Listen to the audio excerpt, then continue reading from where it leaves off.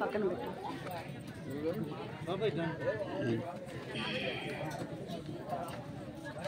వడ్డాం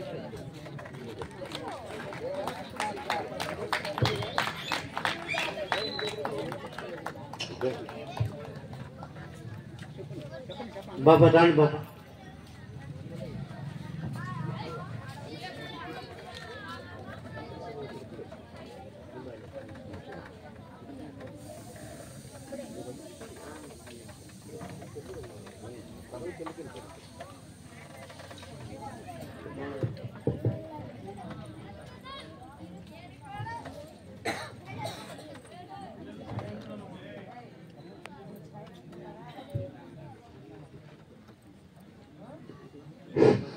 ఎవరన్నా ఒకరు నా పక్కన ఉంటే నాకు ధైర్యంగా ఉంటుంది. ఊరి పెద్దలు ఎవరన్నా రండి పక్కన కూర్చోండి.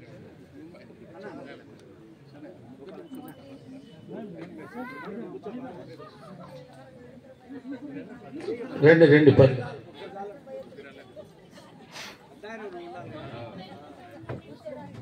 రండి.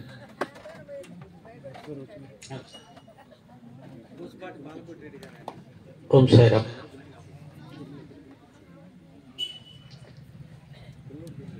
శ్రీ రామచంద్రపురం గ్రామ వాస్తవ్యులైనటువంటి పెద్దలకు, పిల్లలకు, స్త్రీమూర్తులకు అందరికీ కూడా శుభాహ్వానం పలుకుతూ, నేను ఇందాకే మా గోపాలకృష్ణ గారిని అడిగాను, ఇక్కడ ఎప్పుడైనా ఇటువంటి ఆధ్యాత్మిక సత్సంగ కార్యక్రమం జరిగిందా అని. నాకు తెలిసినంత వరకు జరగలేదండి అన్నారు. మామూలుగా గ్రామాల్లో భజనలు, కోలాటాలు, సాంస్కృతిక కార్యక్రమాలు, నాటకాలు సాధారణంగా జరుగుతూ ఉంటాయి. హరికథలు ఒకప్పుడు, ఇప్పుడున్నాయో తెలియదు కానీ అవన్నీ కూడా చాలా ఆహ్లాదకరంగా ఉంటుంది, ఉత్సాహకరంగా ఉంటుంది. పిల్లలకి పెద్దలకి కూడా కాలక్షేపంగా ఉంటుంది. కానీ సత్సంగం అనేది ఒక ప్రత్యేకమైనటువంటి ఆధ్యాత్మిక మార్గం. ఇది చాలా ఓపికతో ఉండాలి, శ్రద్ధగా ఉండాలి, చాలా ఏకాగ్రతతో ఉండాలి. పిల్లల్ని దయచేసి పక్కన ఉన్న పెద్దలు కంట్రోల్ చేయండి. ఎక్కడ ఒక చిన్న శబ్దం వచ్చినా కానీ చెప్పే వాళ్ళకి అది పెద్ద ఆటంకంగా కనిపిస్తూ ఉంటుంది. ఈ సత్సంగానికి కావలసింది శ్రద్ధ, ఏకాగ్రత. ఈ రెండు ఉన్నప్పుడే సత్సంగం అనేది ఫలవంతం అవుతుంది. సాధారణంగా నేను దండ వేసుకోను, కానీ ఈనాడు రామాయణం చెప్పమన్నారు కాబట్టి రామాయణాన్ని చెప్పే వ్యక్తి ఈ యొక్క మాల ధరించి చెప్తే చూసే వాళ్ళకి కాస్త వినడానికి శ్రద్ధ కలుగుతుందనే ఒకే ఒక ఉద్దేశంతో ఈ దండని నేను ధరిస్తూ రామాయణం చెప్పే ప్రయత్నం చేస్తూ ఉన్నా. మొట్టమొదట ఈ కార్యక్రమాన్ని ఎంతో శ్రద్ధాభక్తులతో ఏర్పాటు చేసుకుంటూ, ఎక్కడో శ్రీశైలంలో ఉన్న నన్ను, నెల్లూరులో ఉన్నటువంటి మా కృష్ణాని పిలిచి ఇంత పెద్ద ఎత్తున ఈ ఆధ్యాత్మిక కార్యక్రమాన్ని, సత్సంగ కార్యక్రమాన్ని ఏర్పాటు చేసినటువంటి ఈ రామచంద్రాపురం పెద్దలకి, మమ్మల్ని ఆహ్వానించిన వారందరికీ కూడా అనేక నమస్కారాలు, కృతజ్ఞతలు తెలియజేస్తూ ఉన్నాం. మన భారతీయ సమాజంలో భక్తి మార్గంలో ఎక్కువగా పూజలు, తీర్థయాత్రలు లేదా ఉత్సవాలు, ఊరేగింపులకు ఇచ్చిన ప్రాధాన్యత ఈ సత్సంగాలకి ఇవ్వడం జరగలేదు. దానివల్లనే భారతదేశంలో ఎంతో జ్ఞానం ఉన్నా కానీ ఆ జ్ఞానం అందవలసిన రీతిలో చేరవలసిన వారికి చేరకుండా ఉండిపోవడం వల్ల మనం ఎంత భక్తి మార్గంలో ఉన్నా మన జీవన విధానంలో మాత్రం మార్పులు రావు, మన మనసులో పరివర్తన జరగదు. మీకు బాగా తెలుసు, మందిరాలకి వెళ్ళి బాగా పెద్ద పెద్ద పూజలు చేసే మనమే మళ్ళీ బయటికి వచ్చాక చేయకూడని అనేకమైనటువంటి తప్పులు చేస్తూ సునాయాసంగా చేస్తూ ఉంటాం. మనందరికీ తెలుసు ఆ విషయం. అంటే మన ఉద్దేశంలో పూజ వేరు, జీవన విధానం వేరు. ఇంకా చెప్పాలంటే మనం చేసే తప్పులను పాపాలను పూజల ద్వారా తొలగించుకోవచ్చు అనే ఒక భ్రమ కూడా మనకు కల్పించబడింది. ఇది సత్యం కాదు. సత్యం ఏంటంటే, నువ్వు పూజ చేస్తే ఎలా అయితే పుణ్యం వస్తుందో, నువ్వు పాపం చేస్తే పాపం కూడా వస్తుంది. పుణ్యఫలం ఎలా అయితే నువ్వు అనుభవించాలనుకుంటున్నావో, పాపఫలం కూడా నువ్వు తప్పకుండా అనుభవించాల్సి వస్తుంది. మీకు ఉదాహరణగా తెలియాలంటే, లక్షల కోట్లకు అధికారులైనటువంటి వాళ్ళు, ఎన్నో ఉన్నతమైన పదవుల్లో ఉన్నటువంటి వాళ్ళు కూడా వాళ్ళ ఇళ్లలో కూడా రోగాలున్నాయి, బాధలున్నాయి, కష్టాలున్నాయి, కుటుంబాల్లో గొడవలున్నాయి, అశాంతి ఉంది. మరి కావలసినంత ధనం ఉంది, పెద్ద పెద్ద పదవులు ఉన్నాయి, కానీ మన అందరికీ ఉన్నట్టుగానే వాళ్ళ ఇళ్లలో కూడా సమస్యలు ఉన్నాయి, అనారోగ్యాలు ఉన్నాయి, బాధలున్నాయి, చెప్పుకోలేని అవమానాలు జరుగుతున్నాయి. మన కళ్ళతో చూస్తున్నాం. మరి డబ్బు అధికారమే ముఖ్యమైతే, ఆ రెండు ఉంటే ఇక మనిషికి కష్టమే లేదు, బాధే లేదు, రోగమే రాదు అని అనుకుంటే అలా అవకాశం లేదని మనకు ప్రాక్టికల్ గా తెలుస్తుంది. అలా జరగట్లేదని తెలుస్తుంది. ఇక్కడే మనం ఆలోచించాలి. అన్నీ ఉన్నా కానీ ఎందుకు కుటుంబాల్లో కలతలు ఉన్నాయి, అశాంతి ఉంది, రోగాలు వస్తూ ఉన్నాయి, బాధలు అనుభవిస్తున్నారు? ఇవేమీ లేకుండా ఉండాలంటే ఏంటి, ఏం చేయాలి, ఏది మార్గం అని ఆలోచిస్తే తప్ప దానికి మార్గం మనకు కనపడదు. ఆ మార్గమే ఆధ్యాత్మిక మార్గం, ఆ మార్గమే భక్తి మార్గం, ఆ మార్గమే సత్సంగ మార్గం.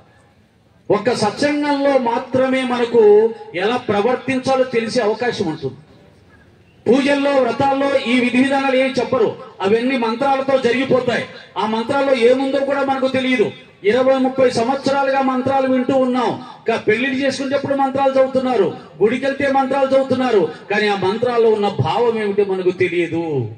ఆ భావం కనుక మనకు తెలిస్తే మనం చాలా ఆలోచించే అవకాశం ఎప్పుడో ఏర్పడేది. మనల్ని మనం మార్చుకునే అవకాశం ఎప్పుడో ఏర్పడేది.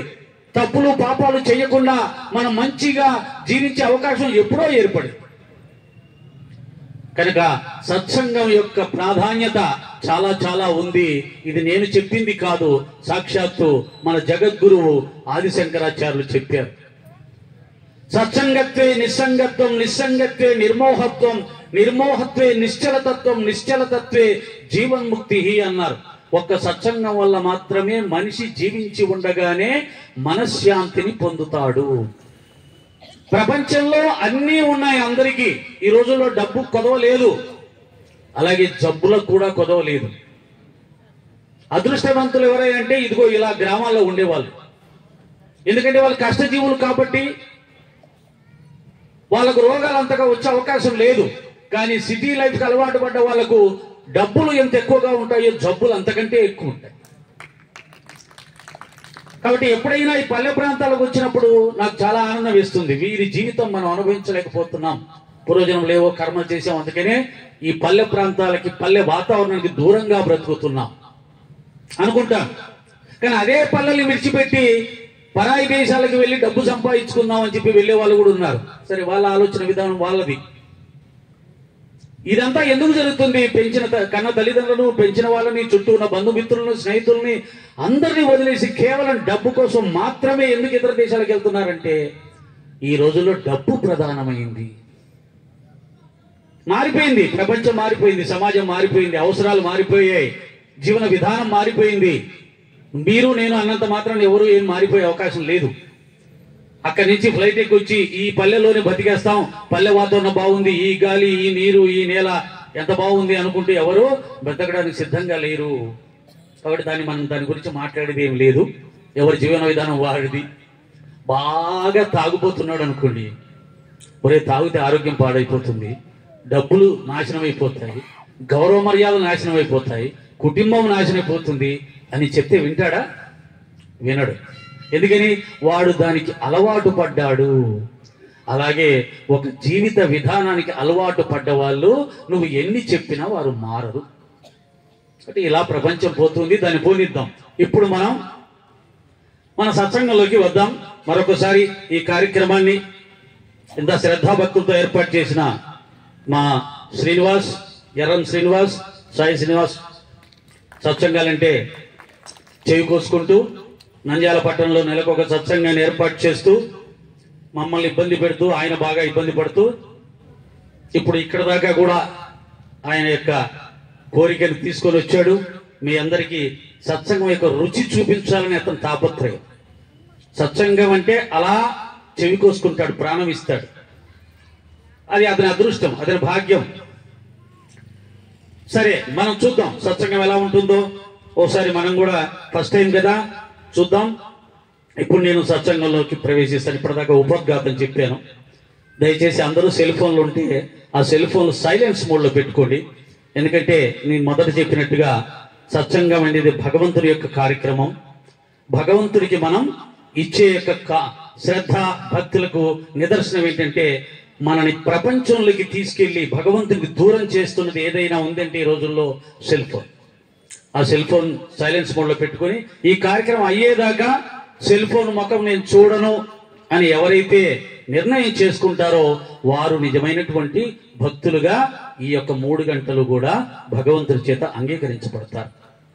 ఒకప్పుడు సాధన అంటే స్త్రీని జయించాలి, అంటే స్త్రీ మీద వ్యామోహం జయించాలి, ధనం మీద వ్యామోహం జయించాలి అని మహర్షులు చెప్పేవారు. ఇప్పుడు సాధన అంటే ఎవరైతే సెల్ ఫోన్ వాడకం తగ్గిస్తాడో వాడు యోగి, వాడు గొప్ప భక్తుడు. అంతగా మనం దానికి అలవాటు పడ్డాం. అందుకని ఎప్పుడైనా మరి గుర్తుపెట్టుకోండి, భగవంతుని మీద నువ్వు ఎంత శ్రద్ధ చూపిస్తే నీ మీద అంత బాధ్యత చూపిస్తాడు. కావలసింది శ్రద్ధ, భక్తి. ఈ రెండిటిని బట్టి భగవంతుడు ఫలితం ఇస్తాడు తప్ప నువ్వు చేస్తున్న ఆడంబరమైన పూజా విధానాన్ని బట్టి కాదు.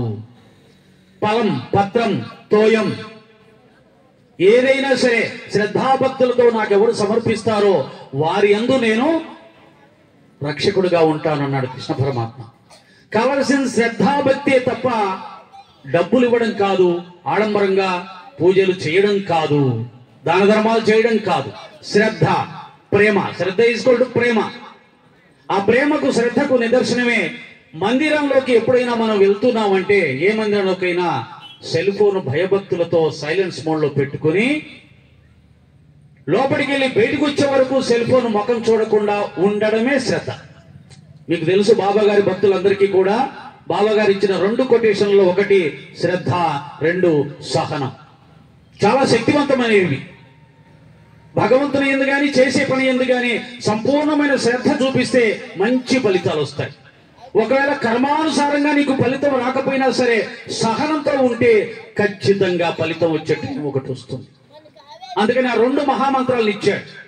దానికి నిదర్శనంగానే ఈ ప్రాంతంలో మనం ఇప్పుడే కాదు ఎప్పుడైనా సరే ఆధ్యాత్మిక కార్యక్రమంలోకి మన ఊర్లో ఉన్న మందిరంలోకి పోతున్నా సరే సెల్ ఫోన్ ఆఫ్ చేసుకొని సైలెన్స్ మోడ్లో పెట్టుకొని వెళ్ళాలి. నువ్వు ఎవరైనా సరే, ఎంత పెద్దవాడివైనా సరే.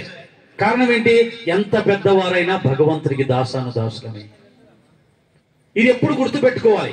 భగవత్ సన్నిధానంలో నేను చాలా సాధారణమైన వ్యక్తిని అని ఎవరైతే అనుకుంటారో వారు భగవద్ అనుగ్రహాన్ని పొందుతారు. ఇది చెప్తూ నేను సత్సంగంలోకి వెళ్తాను. శ్రీ సచిదానంద సమర్థ సద్గురు సాయినాథ మహారాజు కి, సాయినాథ్ మహారాజ్ కి, సాయినాథ్ మహారాజ్ కి, సాయినాథ్ మహారాజ్ కి. జై శ్రీరామ్, జై శ్రీరామ్, జై శ్రీరామ్. చాలా సంతోషం. అందరూ ఒక్కసారి నిటారుగా కూర్చోండి, ఓంకారం చెప్పుకుందాం. ఇక్కడి నుంచి ఆధ్యాత్మికంలోకి ప్రవేశిస్తున్నాం. భౌతికాన్ని వదిలేద్దాం. ఓ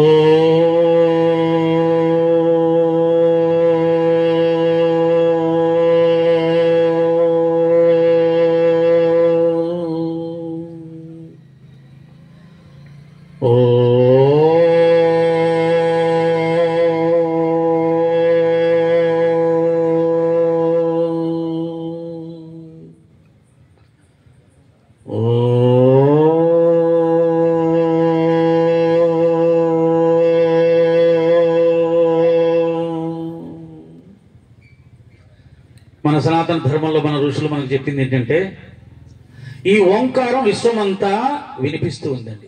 ఎవరికైనా వినిపిస్తుందా శబ్దం? ఓంకారం శబ్దం ఎవరికి వినిపించదు. ఎలా వినిపిస్తుంది, ఎక్కడ వినిపిస్తుంది అంటే, ప్రాక్టీస్ చేసుకోండి. మీ ఊపిరిని కూడా మీరు నిలబెట్టినప్పుడు ఆ శబ్దం వినిపిస్తుంది. మనం అంతా పెద్ద పెద్ద శబ్దాల మధ్యలో జీవిస్తూ ఆ ఓంకారాన్ని వినాలంటే కుదరదు. అందుకనే చాలా మంది భూగృహంలోకి వెళ్ళి గాలి కూడా చొరబడిన ప్రదేశంలో కూర్చొని శ్వాసని బంధించి ఆ విశ్వంలో వినవస్తున్నటువంటి ఓంకార ధ్వనిని వినడానికి ప్రయత్నం చేస్తారు. ఎవరైనా అవకాశం ఉన్న వాళ్ళు, శ్రద్ధ ఉన్న వాళ్ళు ప్రయత్నం చేసుకోవచ్చు. వక్రతుండ మహాకాయ కోటి సూర్య సమప్రభా నిర్విఘ్నం కురు మే దేవ సర్వకార్యేషు సర్వదా.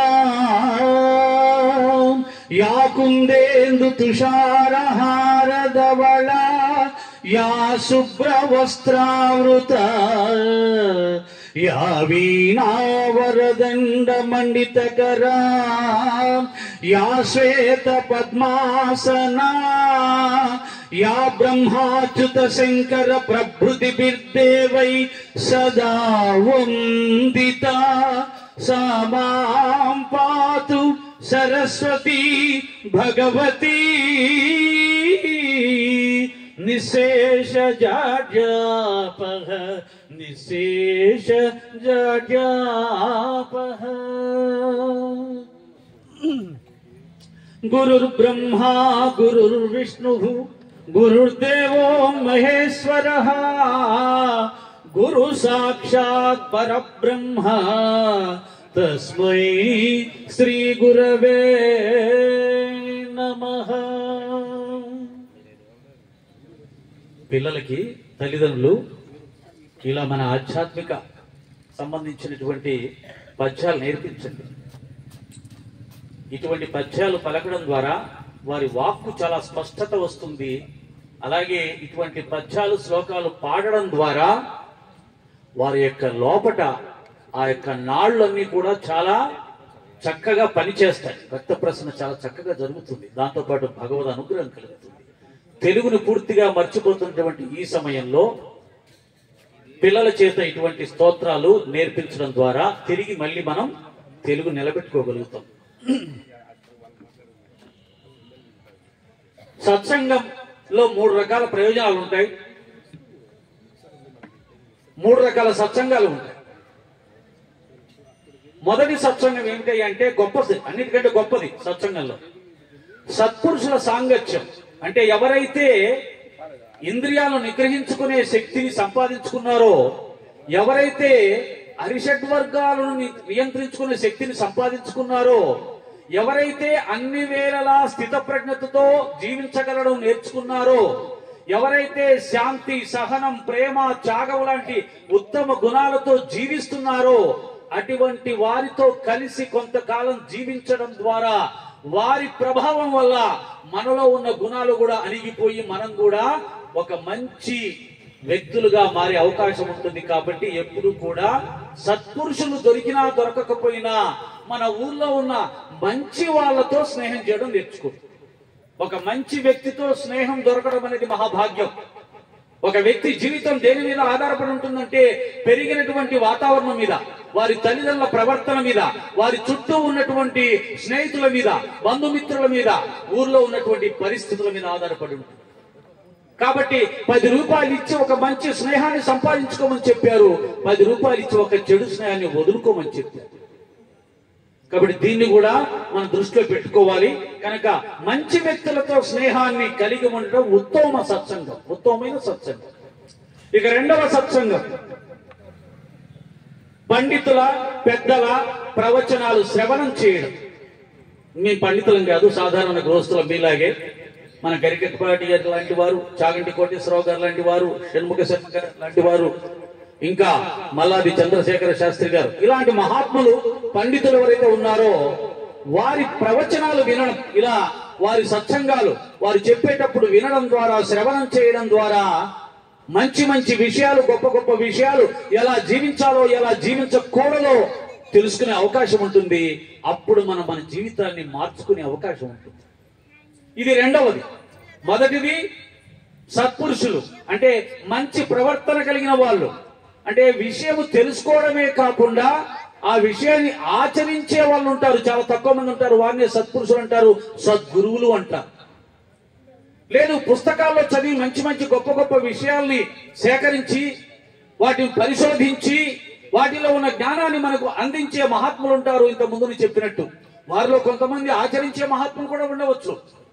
కానీ ఆచరణ ఉన్నా లేకున్నా పుస్తకాల్లో చదివి మంచి విషయాల్ని మనకు అందజేసే వాళ్ళు ఉంటారు కదా, వాటిని మనం శ్రవణం చేయడం వల్ల కూడా మన జీవితం మారే అవకాశం ఉంటుంది. ఇది రెండోది. మూడోది ఏమిటి అంటే సద్గ్రంథ పఠనం. మంచి గ్రంథాలని ఇంట్లో పెట్టుకోవాలి. పెట్టుకోవడమే కాదు, వాటిని రోజు కొంత చదవాలి, అలవాటు చేసుకోవాలి. భాగవతం, భారతం, రామాయణం, గురుచరిత్ర, శ్రీ సాయి సచ్చరిత్ర, ఇలా ఏవైతే భగవంతునికి సంబంధించిన సద్గ్రంథాలు ఉన్నాయో, భగవద్గీత, ఇలాంటి గ్రంథాలను రోజు అధ్యయనం చెయ్యాలి. మీకు రహస్యం చెప్తాను. మనసుకున్న లక్షణం ఏంటంటే అది ఏది చూస్తే దానిగా మారిపోతుంది, ఏది తింటే దానికి సంబంధించిన భావంలో ఉంటుంది, ఏది వింటే దానికి సంబంధించిన ఆనందాన్ని అనుభవిస్తుంది. నువ్వు మంచి మంచి విషయాల్ని తెలుసుకోవడం ద్వారా, చదవడం ద్వారా, వినడం ద్వారా నీ మనసు మంచిగా మారే అవకాశం ఉంటుంది. ఇంతే, ట్రిక్ ఏం లేదు. దానికి నువ్వు చెడు అలవాటు చేస్తే ఆ చెడు అలవాటుకు లోబడిపోయి చెడ్డ అలవాట్లతో జీవిస్తాడు, నువ్వు మారమన్నా మారడు. నువ్వు మంచి అలవాట్లు చేస్తే మంచి అలవాట్లకు బానిసైపోతాడు, మంచి అలవాట్లు మారమన్నా మారు. మంచివాడిగా జీవిస్తావా చెడ్డవాడిగా జీవిస్తావా అనేది మన చేతిలోనే పెట్టాడు భగవంతుడు, ఎవరి చేతిలో లేదు. మన కర్మకు మనమే బాధ్యులం. గుర్తుపెట్టుకోండి, భగవద్గీత చెప్పింది ఎవడి కర్మకు వాడే బాధ్యుడు, ఎవరిని వారే ఉద్ధరించుకోగలడు. ఒకరిని మరొకరు ఉద్ధరించడం అనేది కేవలం సహాయం చేస్తాడు, సలహా ఇస్తాడు, కానీ ప్రయత్నం చెయ్యవలసింది నువ్వే. అలాగే ఇప్పుడే ఒక విషయం చెప్పేస్తాను. మానవ జీవితం మొత్తం కర్మ సిద్ధాంతం మీద ఆధారపడి ఉంది. ఇంతకు ముందు చెప్పినట్టుగా లక్షల కోట్లున్న వారికి, పెద్ద పెద్ద అధికారంలో ఉన్న వారికి కూడా ఎందుకు కష్టాలు వస్తున్నాయంటే కర్మ కర్మ కర్మ. పాపకర్మలు చేసేవాడు ఎంత పెద్దవాడైనా అనుభవించాల్సిందే, ఎన్ని లక్షల కోట్లను అనుభవించాల్సిందే, ఎంత పెద్ద పదవులను అనుభవించాల్సిందే. కాబట్టి నువ్వు చేస్తున్న కర్మలు మంచివా చెడ్డవా అని ఆలోచించి చూసుకొని చేయడం అనేది నేర్చుకోవాలి, అభ్యసించాలి. ఏది పాపం, ఏది పుణ్యం, ఏది మంచి, ఏది చెడు, ఇవి చెప్పిన వారే గురువు, ఇవి చెప్పగలిగిన వారే గురువు. కాబట్టి గురువు లేని విద్య గుడ్డి విద్య అవుతుంది. కాబట్టి ప్రతి ఒక్కరికి గురువు ఆవశ్యకత ఎంతైనా ఉంది. రామకృష్ణాదులు కూడా గురువును ఆశ్రయించి విద్య నేర్చుకున్నారు. మనకు అటువంటి గురువు లేడు కాబట్టి మనం ఎలా పడితే అలా చేస్తున్నాం, ఎలా పడితే అలా చూస్తున్నాం, ఎలా పడితే అలా వింటున్నాం, ఎలా పడితే అలా తింటున్నాం, ఎలా పడితే అలా తాగుతున్నాం. అందుకే మన జీవితాలు ఇలా ఉన్నాయి. ఏమండి బాగుంది, బ్రహ్మాండంగా ఉంది, మాకేమండి అన్ని ఉన్నాయి, ఇల్లు ఉన్నాయి, పొలాలు ఉన్నాయి అనుకోవచ్చు. అన్నీ ఉన్నా కానీ మనశ్శాంతి లేదని 100% చెప్పవచ్చు. మనశ్శాంతి అనేది ఎవరికీ లేదు ఈ రోజుల్లో. మనశ్శాంతి ఎక్కడ ఉంటుంది అంటే నాకేమీ వద్దు అనుకున్న వాళ్ళ దగ్గర ఉంటుంది. నాకేం వద్దు అని అనుకునే వాళ్ళు ఎవరున్నారు? కాబట్టి నాకేం వద్దు అనుకున్న వాళ్ళ దగ్గర మనశ్శాంతి ఉంటుంది. ఆ వద్దు అనుకొని మరి సుఖంగా ఎలా జీవించాలయ్యా అంటే ఇవన్నీ తెలియాలంటే గురువు కావాలి. ఆ గురువే సాయినాథుడి రూపంలో వచ్చాడు. ఆ గురువే సచరిత్ర రూపంలో మనకు అన్ని విషయాలు కూలంకుషంగా చెప్పాడు. ఎలా జీవించాలో చెప్పాడు, ఎలా జీవించకూడదో చెప్పాడు. అందుకని సచరిత్ర ఈజ్ భగవద్గీత. భగవద్గీతలో ఆ సంస్కృత శ్లోకాలు చదివి అందులో ఉన్న మహాజ్ఞానాన్ని అర్థం చేసుకునే శక్తి సామర్థ్యాలు ఈ కాలంలో మానవుడికి లేదు. కాబట్టి అందులో ఉన్న జ్ఞానాన్ని సింపుల్ గా చిన్న చిన్న కథల రూపంలో, సంఘటన రూపంలో తీసుకుని వచ్చి ఎలా చెయ్యాలో ఎలా చేయకూడదో మనకు క్షుణ్ణంగా అర్థమయ్యేలా చెప్పాడు. తేలిక ఒక్క మాటలో చెప్పాలంటే ఈశ్వర సర్వభూతానాం, అందరిలో పరమాత్మ ఉన్నాడని చెప్పి సనాతన ధర్మం చెప్పింది. కానీ మనం విన్నామా? భగవద్గీత చెప్పింది పండితుణ్ణి, కుక్కను, కుక్క మాంసం తినే చండాలను కూడా సమదృష్టితో సమానంగా చూడమని చెప్పింది. మనం చూస్తున్నామా? అది అర్థమయ్యేలా బాబా చెప్పాడు. ఎలా చెప్పాడు? ఓ కుక్కకు ఆకలిస్తా ఉంది, నకనకలాడుతుంది. ఆయన భక్తురాల్ని పిలిచి, లక్ష్మి నాకు ఆకలిస్తుంది, రొట్టె తీసుకురా అన్నాడు. ఆ తల్లి రొట్టె చేసి తీసుకొస్తే ఆ రొట్టె కూర తీసుకెళ్లి కుక్కకి వేశాడు. బాబా నీకోసం నేను ఇంత శ్రమపడి ప్రేమతో తీస్తే నువ్వు కుక్కకేసావేంటి బాబా అని అంటే, ఆ కుక్క నేను ఒక్కటే. దాని ఆకలి నా ఆకలి ఒక్కటే. నిజమా కాదమ్మా? ఆలోచించండి. ఆకలి అందరికీ ఒక్కటే. ఈ సత్యాన్ని ఎంత సింపుల్ గా చెప్పాడు. అందుకని సాయి భక్తులందరూ మధ్యాహ్నం భోంచేసే ముందు బయట పక్షులకు, కుక్కలకు, పశువులకు ఆహారం పెట్టి తినడం నేర్చుకున్నారు. ఇలాంటి పెద్ద పెద్ద జ్ఞానాన్ని కూడా అతి సింపుల్ గా అర్థమయ్యేటట్టుగా ఆచరించేలా చేశాడు. ఇది గురువు యొక్క ప్రాధాన్యత మీకు చెప్తున్నాను. ఇక సత్సంగం వల్ల ప్రయోజనాలు: మానసిక పరివర్తన కలుగుతుంది. ఎలా జీవించాలో తెలుస్తుంది, జీవించకూడదో తెలుస్తుంది. కాబట్టి మానసిక పరివర్తన కలుగుతుంది ఇటువంటి సత్సంగాల వల్ల. మొదటి ప్రయోజనం. 2, భగవంతుని యందు శ్రద్ధ. భగవంతుడు అంటే ఎవరు? మనందరికీ తెలుసు. నమస్కారం పెడతాం, దేవుడు ఉన్నాడు, రాముడు, కృష్ణుడు, బాబా, శివుడు. ఓకే, ఆ రాముడు, కృష్ణుడు, శివుడు ఎక్కడున్నారు? ఎలా ఉన్నారు? ఎక్కడో గుళ్ళో ఉన్నారు. అందుకని తిరుపతికి వెళ్ళి తొక్కి చంపి, జనాలు చంపి మనం దర్శనం చేసుకోవాలనుకున్నాం. అవునా? భగవంతుడు తిరుపతిలో ఉన్నాడా? భగవంతుడు శ్రీశైలంలో ఉన్నాడా? భగవంతుడు ఫలానా రోజున మాత్రమే ఉన్నాడా? అలా చెప్పలేదే భాగవతం. ఇందు గలడందు లేడను సందేహం వలదు, చక్రి సర్వోపగతుండు, ఎన్నెందు చూచినా అందందే గలడు, దానవాగ్రిని వింటే ఎక్కడ చూస్తే అక్కడ ఉన్నాడయ్యా. అలాగా ఈ స్తంభంలో ఉన్నాడా అన్నాడు. ఉన్నాడు. కొడితే వచ్చాడు బయటికి.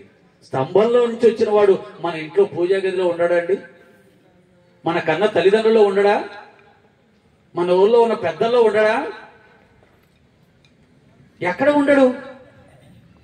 అంటే సత్యయుగంలో చెప్పినటువంటి ఆ శ్లోకానికి ఇన్ని యుగాలు గడిచినా మనకు అర్థం కాదు దేవుడు ఎక్కడున్నాడని. బాబాగారు స్వయంగా చెప్పాడు, నా నివాసం మీ హృదయస్థానమే, ఎక్కడో పరిగెట్టక్కర్లేదు, నేను మీ హృదయంలో ఉన్నాను అన్నాడు. ఇదే మన సనాతన ధర్మం చెప్పింది. ఆత్మ సర్వభూతానాం. ఆత్మ అందరిలో వ్యాపించింది సమానంగా. శంకరాచార్యులు అదే చెప్పాడు. జీవుడు దేవుడు ఒక్కడే, దేవుడు ఎక్కడో కాదు, నువ్వే దేవుడు రా అని చెప్పాడు.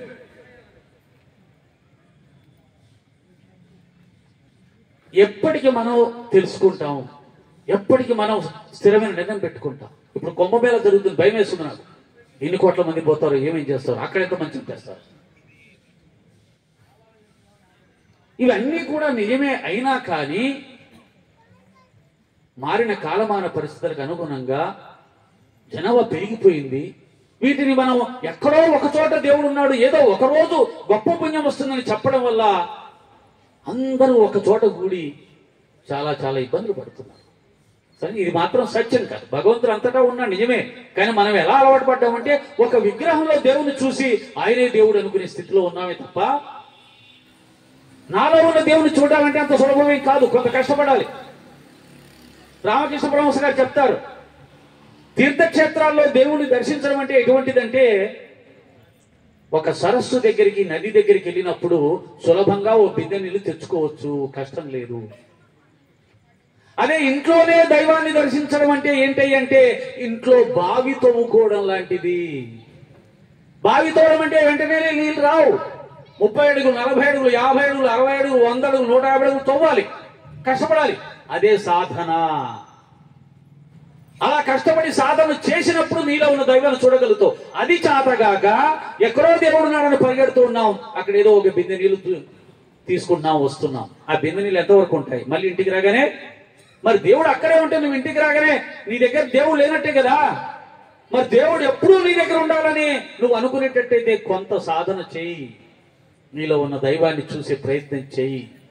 ఇది నేర్పించాలి, ఇది నేర్చుకోవాలి. మన సనాతన ధర్మం మనకు అదే నేర్పించింది. నువ్వే దేవుడు అని చెప్పింది. ఆ దిశగా మనం కొంత సాధన చేయడం నేర్చుకోవాలి. దానికి కావాల్సింది ఏం లేదు. రోజు భగవంతుడికి 1 గంట సమయం కేటాయించగలిగితే దేవుడు నీలోనే ఉన్నాడనే అనుభవం, అనుభూతి నీకు తప్పకుండా వచ్చి తీరుతుంది. అన్నిటికీ టైం ఉంది మనకి ఇవ్వడానికి, దేవుడికి ఇవ్వడానికి టైం లేదు. చెప్తుంటారు కదా, చాలా పెద్ద పెద్ద ఇల్లు కడతారు, కానీ దేవుడికి మాత్రం చిన్న రూము 3 అడుగులు 4 అడుగులు 2 అడుగుల్లో కట్టుకుంటారని చెప్పి.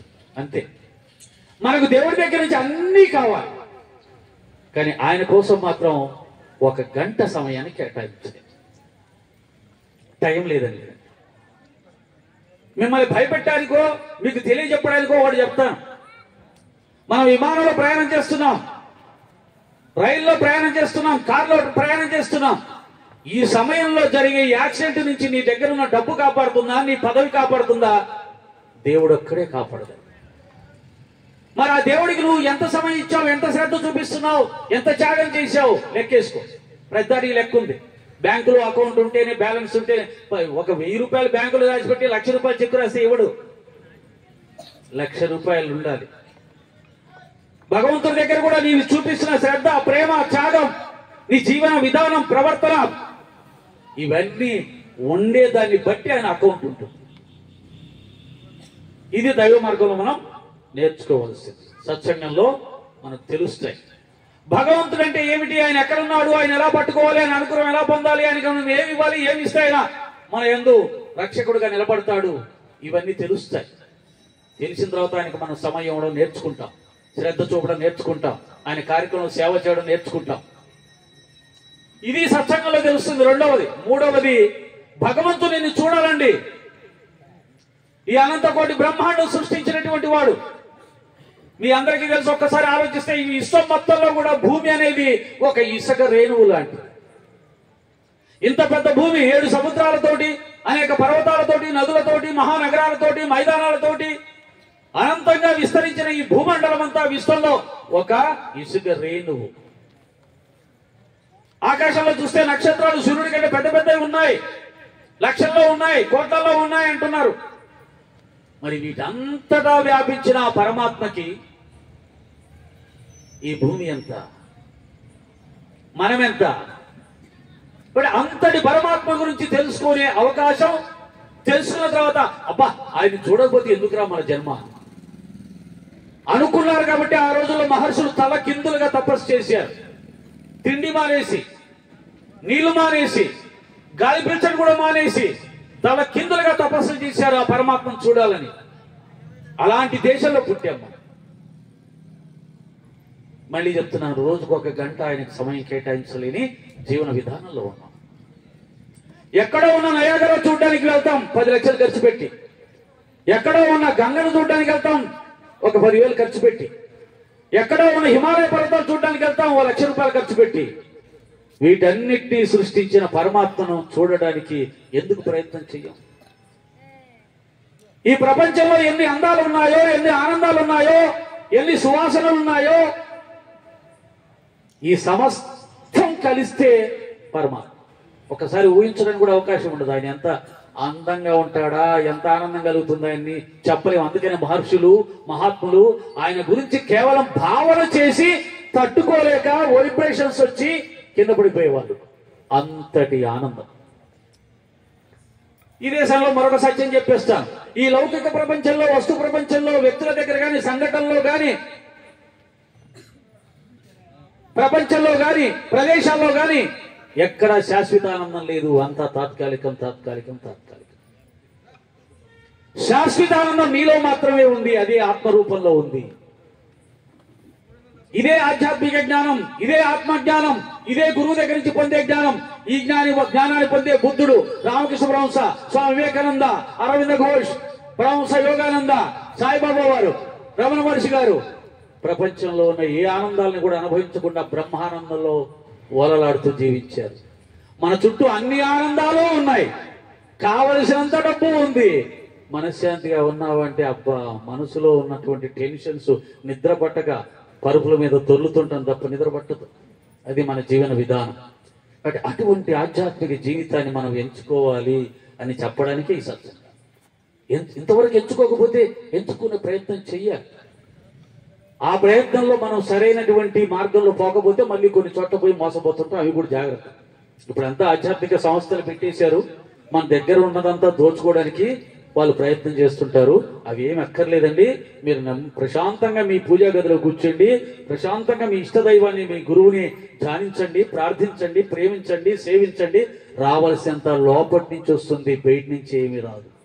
ఈ రహస్యం కూడా తెలుసుకోండి. ఇది సత్సంగ ప్రయోజనం. సత్సంగాల ద్వారా తెలుసుకుని, మొదటిది మానసిక పరివర్తన, రెండోది భగవంతుని గొప్పతనాన్ని తెలుసుకోవడం, మూడోది ఆయన్ని చూడాలనే తపన మనకు కలుగుతుంది. ఆ చూడడానికి కావలసిన సాధనలు మనకు తెలుస్తాయి. ఒక్క భగవంతుని ప్రార్థనలో ధ్యానంలో ఆయన దగ్గర మాత్రమే నిజమైన ఆనందం ఉంది. ఇది సత్యం, సత్యం, సత్యం. మాకు ఈ లోకంలో అన్నీ ఉన్నా కానీ శాంతి లేదండి అన్నవాళ్ళు భగవంతుడి పాదాలు పట్టుకోండి. ఇంకా తర్కమక్కర్లా, ఆలోచించక్కర్లా, భగవంతుడి పాదాలు పట్టుకోండి. సద్గ్రంథ పఠనం చెయ్యండి, సత్సంగాల్లో పాల్గొనండి, మంచి వాళ్ళతో స్నేహం చేయండి, భక్తులతో స్నేహం చేయండి అని తెలియజేస్తూ, ఇప్పుడు ఇవన్నీ చెప్తేనే డైరెక్ట్గా రామాయణంలోకి వెళ్తే రామాయణం అందరికీ తెలుసు కదండి. అందుకనే ఇదంతా చెప్పడం. ఇక రాముడి గురించి ఏం చెప్పాలి? శ్రీ రఘురామ చారు తులసీదళదామ శమక్షమాది శృంగార గుణాభిరామ త్రిజగన్నుత శౌర్య రమాలలామ దుర్వారక బంధ రాక్షస విరామ జగజ్జన కల్మషార్ణవోత్తారక నామ భద్రగిరి దాశరథీ కరుణాపయోనిధి అగణిత సత్య భాష శరణాగత పోష దయాలఝరీ విగత సమస్త దోష పృథివీసురతోష త్రిలోకపూత కృద్గగన ధనుని మరంద పద కంజ విశేష మణి ప్రభాధగద్ధగిత విభూష భద్రగిరి దాశరథీ కరుణాపయోనిధి రంగధరాతి భంగ ఖగరాజ తురంగ విపత్పరంపరోత్తుంగ తమ పతంగ పరితోషిత రంగ దయాంతరంగ సత్సంగ ధరాత్మజా హృదయ సారస భృంగ నిశాచరాజమాతంగ శుభాంగ భద్రగిరి దాశరథీ కరుణాపయోనిధి చక్రమానివే ముదిన జాలిన కైవడి మానవాధములు పెక్కురు పక్క దైవములవే మరుగొల్చుదురు అట్లు కాదయా మ్రొక్కిన నీకె మ్రొక్కవలే మోక్షమ సంగిన నీవే ఈవలెన్ తక్కిన మాటలేమిటికి దాశరథీ కరుణాపయోనిధి. చక్కెర తినడం మానేసి వేపాకు తింటే ఎలా ఉంటుందో ఆ విధంగా శ్రీరామచంద్రుని పదపద్మాలను వదిలేసి ఇతర దేవతారాధన అలా ఉంటుందయ్యా అని చెప్తున్నాడు కంచర్ల గోపన్న మహాకవి. కొట్టండి కొట్టండి, ఆ తల్లి చూడు కొట్టింది. సలలిత రామనామ జపసార మెరుంగను కాశికాపురి నిలయుడగాను మీ చరణ నీరజరేణు మహాప్రభావము తెలియ అహల్యనుగాను జగదీవర నీదగు సచవాక్యముం తలపగా రావణాసురుని తమ్ముడంగాను భవద్విలాసముల్ తలచి నుతింప నాతరమే దాశరథీ కరుణాపయోనిధి. శ్రీరామ నామము జపించడం వల్ల వచ్చే ఫలితము ఎంత గొప్పగా ఉంటుందో తెలియడానికి నేనేమన్నా ఆ పరమేశ్వరుణ్ణా అంటున్నాడు. అంటే రామనామ మహిమ తెలిసిన వారు ఎవరయ్యా అంటే ఒక్క ఈశ్వరుడు మాత్రమే. ఈశ్వరుడికే రామనామ మహిమ అంత గొప్పగా ఉంటే మనలాంటి సాధారణమైన మనుషులకు రామనామం ఎంత అవసరమో ఒక్కసారి ఆలోచించాలి. మీ యొక్క చరణ రజము సోకి అంటే మీ కాలు దుమ్ము సోకి రాతి నాతిగా మారిపోయింది. ఆ యొక్క మీ పాద ధూళి మహిమ తెలియాలి అంటే అహల్యకు తెలుస్తుంది కానీ నాకేం తెలుస్తుందయ్యా అంటున్నాడు. అంటే భగవంతుడి యొక్క పాద ధూళి చాలు మన యొక్క సమస్త పాపాలని పటాపంచలు చేయడానికి. ఇంతకుముందు చెప్పినట్టుగా ఆయన పాద ధూళి మన మీద సోకాలన్నా మనకు అర్హత ఉండాలి, అర్హత ఉండాలి, అర్హత ఉండాలి. ఆ అర్హతే పవిత్రత. ఆ అర్హతే మంచితనం. భగవంతుని యొక్క అనుగ్రహం మన మీద ప్రసరించడానికి కావలసింది మంచితనం, పవిత్రత. అది ఉందా చూసుకోవాలి. అది లేకుండా నేను ఆ పూజ చేశాను, ఈ పూజ చేశాను, అక్కడికి వెళ్ళాను, ఇక్కడికి వెళ్ళాను, ఫలితం ఏమి రాలేదండి అని అనవద్దు. ఒకసారి మనం పరిశీలించుకోవాలి. రామచంద్రుడు విభీషణుని తీసుకొచ్చి వాళ్ళ అన్నతో ఇంకా యుద్ధం జరగలేదు, రావణాసురుడితోటి యుద్ధం జరగలేదు, రావణ బ్రహ్మ చనిపోలేదు. కానీ తనతో మైత్రి చేసుకున్నటువంటి విభీషణుడికి వెంటనే లంకా పట్టాభిషేకం జరిపించాడు. జరిపించి ఊరుకున్నాడా? జరిపించినట్టుగానే రావణుని సంహరించాడు. ఆ తర్వాత మళ్ళీ అతనికి పట్టాభిషేకం చేశాడు. అంటే నువ్వు ఒక మాట పలికితే, నువ్వు ఒక అభయం ఇస్తే అది ఎంత గొప్పగా ఉంటుందయ్యా అని చెప్పడానికి నేనేమన్నా విభీషణున్నా? నీ సత్యవాక్ పరిపాలన తెలియాలంటే అటువంటి విభీషణుడికి తెలుస్తుంది. నీ యొక్క కాలు దుమ్ము యొక్క మహత్సు తెలియాలంటే అహల్యకు తెలుస్తుంది. నీ నామ మహిమ తెలియాలంటే సాక్షాత్తు పరమేశ్వరుడికి తెలుస్తుందయ్యా, మాకేం తెలుస్తుందయ్యా అంటున్నాడు. అది రాముని యొక్క నామ మహిమ.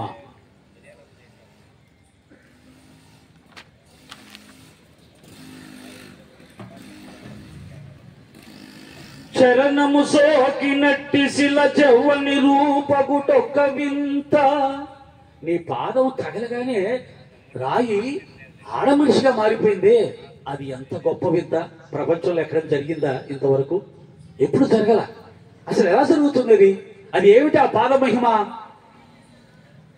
సుస్థిరముగా నీటిపై గిరులు తేలినదొక్కటి వింతగాని, రామ రామ అని రాసినటువంటి బండరాళ్ళు నీళ్ళల్లో వేస్తే అవి దూది పిందల్లా తేలియాడాయంటే ఆ రామనామంలో ఉన్న మహిమ ఎంత గొప్పదో అని చెప్తూ ఉన్నాడండి. ఇవన్నీ పెద్ద పెద్ద వింతలేం కాదయ్యా, మహా వింతలు. మామూలు పెద్ద వింత కాదు, మహా చెప్పడానికి నలవిగాని వింతలు, ఇంతవరకు ఎక్కడా జరగని వింతలు. అటువంటప్పుడు మీ నామస్మరణ చేసినటువంటి వారికి మోక్షం లభించడం అనేది పెద్ద వింతే ఉందయ్యా. చరిత్రలో బాబా గారు కూడా అంటాడు, ఒరే బాబు, అథవా మోక్షాన్ని అనాయాసంగా ఇవ్వగల సాయిబాబా అంటాడు. మోక్షం కోసం తలకిందులుగా తపస్సు చేశారు, కానీ సద్గురు సాయినాథుల వారు తలుచుకుంటే అన్నిటికంటే సులభంగా మోక్షం ఇస్తాడట. అది గురువు యొక్క గొప్పతనం.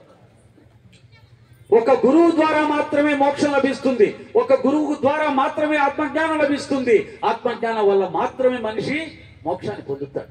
వితౌట్ గురువు ఏ దేవుడు కూడా ఇవ్వడు. ఇవ్వగలడు కానీ ఇవ్వడు, ఇచ్చేవారు గురువు మాత్రమే. కనుక గురువును మనం పొందాలి, గురువు కోసం వెతకాలి. ఆ గురువు ఎలా ఉంటాడో అంటే ఒక్క మాటలో చెప్పాలంటే, ఈ ప్రపంచంలో ఏదీ నాకు అక్కర్లేదురా అని ఎవరైతే అంటారో వారే గురువు. ఆ పూజ చేస్తున్నాను, ఈ పూజ చేస్తున్నాను, ఇంట్లో 10 లక్షలు పట్టుకురాని వాళ్ళు గురువులు కాదు. అటువంటి వాళ్ళకు దూరంగా ఉండండి, వాళ్ళు మన జీవితాలకు బరువులు అవుతారు.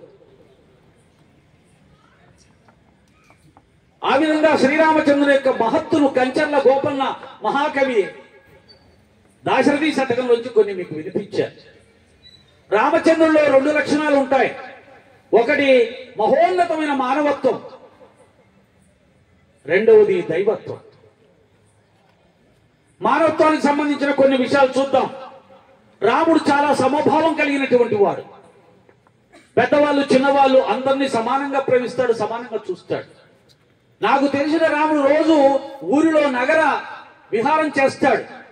నగర విహారం చేస్తూ పేద ప్రజలందరినీ కూడా కష్ట సుఖాలు తెలుసుకుంటూ వారిని ఆలింగనం చేసుకుంటూ ఓదారుస్తూ ముందు కదులుతూ ఉంటాడు. చాకలి మంగలి వారు వీరం లేదు, అందరినీ ఆయన స్పర్శిస్తూ ప్రేమతో తనతో సమానంగా ప్రేమిస్తాడు. అది సమభావన. మనం నేర్చుకోవాలి రాముడి దగ్గర నుంచి. ఒక పెద్ద పదవి రాగానే, ఒక 1 కోటి రూపాయలు రాగానే సాటి మనుషుల్ని తక్కువతనం చూసే ఆ లక్షణాలు కాదు రాముడి మార్గం. సమభావం, ప్రేమతత్వం, ఇవి నేర్చుకోవాలి. శాంతం అందరికీ తెలుసు. రాముడు అంటేనే శాంతం, శాంతం అంటేనే రాముడు.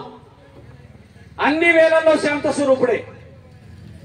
ఎంత కోపం వచ్చే సన్నివేశంలో కూడా ఆయన శాంతంగానే ఉంటాడు సుమా. కాబట్టి శాంతం అనేది చాలా గొప్ప లక్షణం అండి. మనకుందా లేదో చూసుకోవాలండి. శాంతము లేక సౌఖ్యము లేదు. నీకు మనశ్శాంతి లేదంటే, మీ ఇంట్లో సుఖం లేదంటే, నీ వల్ల కానీ వాళ్ళ వల్ల కానీ సుఖం లేదంటే నీకు శాంతము లేదు. ఎక్కడ కోపం ఉందో అక్కడ అశాంతి తాండవిస్తూ ఉంటుంది. కాబట్టి శాంతం శాంతం శాంతం. రాముడి దగ్గర నుంచి నేర్చుకోవాల్సిన మరొక గుణం శాంతం. కైకమ్మ పిలిచి ఆయన అడవికి వెళ్ళమంటే లక్ష్మణుడు కత్తి చూశాడు, కానీ రామభద్రుడు అలాగే అమ్మా అని చెప్పి గౌరవంగా చెప్పి అడవికి వెళ్ళని తయారయ్యాడు. అది ఆయన శాంతం. అంటే సమస్త భారత సామ్రాజ్యం కూడా ఒక్క క్షణంలో కోల్పోతుంటే కూడా ఆయన సహనాన్ని కోల్పోలేదు, శాంతాన్ని కోల్పోలేదు. మనం 10 రూపాయలు కనపడకపోతే మన శాంతం గందరగోళం అయిపోతుంది. ఎవరైనా మన మాట వినకపోతే మన శాంతం గందరగోళం అయిపోతుంది. కాబట్టి శాంతాన్ని సాధించాలి రామభద్రుడి దగ్గర నుంచి. క్షమించడంలో ఎంత గొప్పవాడంటే, ఎంత దుర్మార్గుడైనా సరే క్షమించమని వేడుకుంటే వెంటనే క్షమిస్తాడు. మనం జన్మ జన్మలకు పగ ప్రతీకారాలు పట్టుకుని వాళ్ళ అంతు తేల్చడానికి సిద్ధంగా ఉంటాం. అదే వీరోచితం అనుకుంటాం, అదే వీరత్వం అనుకుంటాం, అదే మగతనం అనుకుంటాం. మనకి ఎవడన్నా ఒక ద్రోహం చేస్తే, బాధ కలిగిస్తే వాడి మీద ఇక పగ పట్టుకుంటే జన్మ జన్మలు కూడా ఆ పగను అలాగే కంటిన్యూ చేస్తూ ఉంటాం. వాడు క్షమించమంటే కూడా ఒప్పుకోం, కాదు తంతాం. అందరు కాదు, కొందరు ఉంటారు అలా. ఎవరైనా ఉంటే మార్చుకుంటారని అంటే చెప్పడం. క్షమ దైవ లక్షణం అండి. ఎవరినైనా నువ్వు క్షమిస్తే, నువ్వు తప్పులు చేసిన దానికి భగవంతుడు నిన్ను క్షమిస్తాడు. నువ్వేదైనా మహాపాపం చేసినప్పుడు, తెలియక తప్పు చేసినప్పుడు భగవంతుడా క్షమించు అంటే భగవంతుడు ఏమంటాడంటే, నువ్వు ఎవరినైనా క్షమించావా అని అడుగుతాడు. కాబట్టి క్షమ అనేది చాలా ఇంపార్టెంట్, దైవ లక్షణం. అది కూడా మనం నేర్చుకోవాలి. రావణ బ్రహ్మకు కబురు పెడతాడు, సీతమ్మను ఎత్తుకుపోయినందుకు నాకు కోపం లేదు, నువ్వు తెలియక అజ్ఞానంతో తప్పు చేశావు, నువ్వు వచ్చి క్షమాపణ కోరుకుంటే సీతను అప్పగిస్తే నిన్ను క్షమిస్తాను రావణ అని పంపిస్తాడు రాయబారు. వాడు మూర్ఖుడు కాబట్టి వినలా. అలాగే కాకాసురుడు అనే ఒక రాక్షసుడు, అంటే రాక్షసుడు అంటే ఇంద్రుడు కుమారుడు అని చెప్తారు కాకాసురుడు. ఆ కాకాసురుడు ఆ వనవాసంలో రామభద్రుడు సీతమ్మ వారి ఒడిలో పడుకొని ఉండగా ఆమె తొడనంతా తొలిచి వేశాడట. మహాభద్రత కాబట్టి భర్త యొక్క నిద్రకు భంగం కలిగించకూడదని ఓపికగా అలాగే ఉండిపోయింది ఆ తల్లి. కామెడీగా చెప్పుకుందామంటే, ఇప్పుడు ఎవరైనా పడుకుంటే అసలు పడుకోబెట్టడం తోచి నెట్టేస్తాం. ఏంటి పడుకోవడం, పదండి పనులు చేసుకొని పనులు చేయండి ముందు అంటాం. కానీ అక్కడ ఆయన మాత్రం చక్కగా తల్లి ఒడిలో పడుకున్నాడు. కాకాసురుడు అనేవాడు వచ్చి ఆ విధంగా తల్లికి బాధ కలిగించాడు. ఆమె రక్తం స్రవిస్తూ ఉంటే అది శరీరానికి తగిలి రామభద్రుడు లేచాడు, చూశాడు రక్తం కాలువలు కారుతూ ఉంది. అయ్యో ఏమిటి ఘోరం, సీత ఏమిటిది అంటే, ఆ కాకాసురుడు అనే రాక్షసుడు ఇంద్రుడి కుమారుడు ఈ దుర్మార్గమైన పని చేశాడు. నేను మీకు నిద్రాభంగం అవుతుందని చెప్పి నేను ఏమీ అనలేదండి, లేపలేదండి. అప్పుడు రాముడికి కాస్త కోపం వచ్చి ఒక దర్భను తీసి, గరికెను తీసి బ్రహ్మాస్త్రంగా మంత్రించి వదిలితే అది వాడి వెంటబడింది. వాడు దాన్ని తప్పించుకోవడానికి ముల్లోకాలు తిరిగాడు. బ్రహ్మ దగ్గరికి వెళ్ళాడు, పరమేశ్వరుడి దగ్గరికి వెళ్ళాడు, ఇంద్రుడి దగ్గరికి వెళ్ళాడు. వాళ్ళందరూ కూడా అది రామబాణం అని తెలుసుకుని దాని నుంచి రక్షించగల వాళ్ళు ఈ ముల్లోకాల్లో ఎవరూ లేరు నాయన, నువ్వు వెళ్ళి శ్రీరామచంద్రుని పాదపద్మాలని ఆశ్రయించు, ఆయన ఒక్కడి నేను రక్షించగలవాడు అంటే వచ్చి క్షమించమని అడిగితే అతని కన్ను మాత్రమే తీసుకొని అతన్ని క్షమించాడు అని పురాణం చెప్తూ ఉంటుంది. అందుకనే కాకి ఒకటే కన్ను అంటారు. సైన్స్ ఒప్పుకుంటుందో లేదో నాకు తెలియదు, కానీ ఇది రామాయణంలో ఉన్నటువంటి కథ. అంటే తన భర్తకు, తన భార్యకు హాని చేసినటువంటి వాడు, ఘోరంగా గాయపరిచినటువంటి వాడు కూడా క్షమించమంటే అతన్ని క్షమించి వదిలేశాడు. కాబట్టి క్షమ అనేది రామభద్రుడి దగ్గర నుంచి మనం నేర్చుకోవాలి. రామ రామ జై శ్రీరామ జై శ్రీరామ అంటే కుదరదండి. రాముడిలో ఉన్న సుగుణాలను మనం నేర్చుకుంటూ ఆచరిస్తూ సమాజంలో ఆదర్శవంతంగా జీవించినప్పుడు మాత్రమే మన ప్రవర్తన ద్వారా ఆ రాముడికి గొప్పతనం రావాలి, ఆ రాముడికి కీర్తి రావాలి. రాముడి పేరు చెప్పుకొని మనం దుర్మార్గంగా ప్రవర్తిస్తే మన ద్వారా ఆ రాముడికి అపకీర్తి వస్తుంది. కాబట్టి రాముడే కాదు, కృష్ణుడే కాదు, శివుడే కాదు, సాయిబాబానే కాదు, నువ్వు ఎవరినైతే ఆరాధిస్తున్నావో ఆ ఆరాధన మూర్తిలో ఉన్న సుగుణాలను నువ్వు ఆచరించినప్పుడే నీ ద్వారా ఆ మూర్తికి గొప్ప పేరు వస్తుంది తప్ప కేవలం ఆరాధన చేస్తూ నీ ఇష్టారాజ్యంగా ప్రవర్తిస్తే మాత్రం నువ్వు భక్తుడివి కాలేవు. నీ ద్వారా ఆ మూర్తికి ఎటువంటి గౌరవ ప్రతిష్టలు రావు. ఆరాధన అంటే మూర్తి ఆరాధన కాదు, గుణ ఆరాధన. ఆ మూర్తిలో ఉన్న సుగుణాలను మనం ఆరాధించాలి, ప్రేమించాలి, ఆచరించాలి. అది భక్తి. స్థిత ప్రజ్ఞత అండి చాలా ఇంపార్టెంట్. శ్రీరామచంద్రుల్లో ఉన్నటువంటి స్థిత ప్రజ్ఞత ఏమిటయ్యా అంటే, ఆ రోజు రాత్రి దశరథ మహారాజు పిలిచి, ఆయన రామచంద్ర, రేపు నీకు పట్టాభిషేకం చేయబోతున్నాను, పొద్దున్నే చక్కగా స్నానం చేసి నువ్వు సీత ఇద్దరు కూడా రండి అని చెప్తాడు. అలాగే తండ్రి అని వెళ్ళిపోయాడు. రాత్రి హాయిగా నిద్రపోయాడు. పొద్దున్నే లేచి వచ్చేసరికి జరగవలసిన డ్యామేజ్ అంతా జరిగిపోయింది. కైక దశరథుని ఆ 3 కోరికలు అడిగింది. అందులో ముఖ్యమైనది రాముడు 12 సంవత్సరాలు 14 సంవత్సరాలు అరణ్యవాసం, 12-14 చూసుకోండి. అయితే రాత్రి తన తండ్రి పట్టాభిషేకం అన్నప్పుడు ఆయన చిత్తము తండ్రి అని చిరునవ్వుతో చెప్పాడట. తెల్లారి కైకేయి నువ్వు అరణ్యవాసానికి వెళ్ళాలి నాయన అంటే చిరునవ్వుతోనే చిత్తం తల్లి అన్నాడు. దీనిని స్థిత ప్రజ్ఞత అంటారండి. అంటే ఎటువంటి పరిస్థితుల్లో కూడా మనసు చలించకుండా నిశ్చలంగా ధైర్యంగా ధీరత్వంతో దృఢమైనటువంటి సంకల్పంతో ఉండటమే రాముడి దగ్గర నుంచి మనం నేర్చుకోవాలి. ఓ 10 లక్షలు పోయాయి అనగానే గుండె పట్టుకొని హాస్పిటల్లో జరిగి ఆపరేషన్ చేయించుకునే స్థితిలో ఉంటే మనం రామభక్తులను కాలేం. ఏం జరిగితే ఏమవుతుంది? మనం ఉన్నాం కదా, భగవంతుడు ఉన్నాడు కదా. ఉందిలే మంచి కాలం ముందు ముందున, రాబోయే కాలంలో మళ్ళీ మంచి రోజులు తప్పకుండా వస్తాయి. బాగా గుర్తుపెట్టుకోండి, పిల్లలకు నేర్పించండి. ఓ 10th క్లాస్ ఫెయిల్ అవ్వగానే సూసైడ్, ఒక ప్రేమ ఫెయిల్ అవ్వగానే సూసైడ్, ఆ అమ్మాయి మనం ప్రేమించలేదంటే యాసిడ్. ఇట్లా ఉంది ఇప్పుడు సమాజం. కాబట్టి పిల్లలకు నేర్పించండి, ఏం కొంపేం మనగదు. అనుకున్న అమ్మాయి ప్రేమించకపోతే ఈమె కంటే అందమైన అమ్మాయి, ఇంకా బ్రహ్మాండమైన అమ్మాయి వస్తుంది అనుకుని వాడు జీవించేలాగా, వాడు ప్రవర్తించేలాగా తల్లిదండ్రులు నేర్పించాలి. 10th క్లాస్ ఫెయిల్ అవ్వగానే ఈసారి ఫెయిల్ అయితే మళ్ళీ తర్వాత కట్టుకొని పాస్ అయ్యి బ్రహ్మాండంగా నేను అనుకున్న లక్ష్యాన్ని చేరుకోగలను. ఈ మధ్య విన్నాను, ఒక ఆయన రామచంద్రరావు, ఫస్ట్ మా సున్నిపేటకు సంబంధించిన అతనే 10th క్లాస్ ఫెయిల్ అయ్యాడు. ఆ తర్వాత డాక్టర్ గా చదివి గొప్ప పేరు సంపాదించుకున్నాడు, గొప్ప డాక్టర్ అయ్యాడు. అంటే ఫెయిల్ అయిన వాళ్ళు కూడా డాక్టర్లు అవ్వచ్చు, ఇంజనీర్లు అవ్వచ్చు, ఐఏఎస్ ఆఫీసర్లు అవ్వచ్చు. ఫెయిల్ అయినంత మాత్రాన ఏదో కొంప మునిగినట్టుగా ఏదో చేసుకోవాలనే బలహీనమైన స్థితుల్లోకి పిల్లలు వెళ్తున్నారు. రామాయణం చెప్పండి, రాముడి గురించి చెప్పండి. కానీ ధైర్య సాహసే లక్ష్మి. ఎవరైతే ధైర్యం కలిగి ఉంటాడో వాడు లక్ష్మి సాధించగలుగుతాడు, విజయాన్ని సాధించగలుగుతాడు. ఒక ఛత్రపతి శివాజీ తయారయ్యాడంటే వాళ్ళ తల్లిదండ్రులు చెప్పినటువంటి రామాయణ భారత భాగవత గాథలే. ఒక మహాత్మా గాంధీ తయారయ్యాడంటే రామాయణ భారత భాగవత గాథలే. అవి చెప్పట్లా, ఏమొస్తున్నాయో తెలియట్లేదు. సీరియల్లో తల్లి పిల్లలు అందరు కలిసి ఆ సీరియల్లే, దాంట్లో నిమిషానికి గుండె ఆగిపోయే మ్యూజిక్.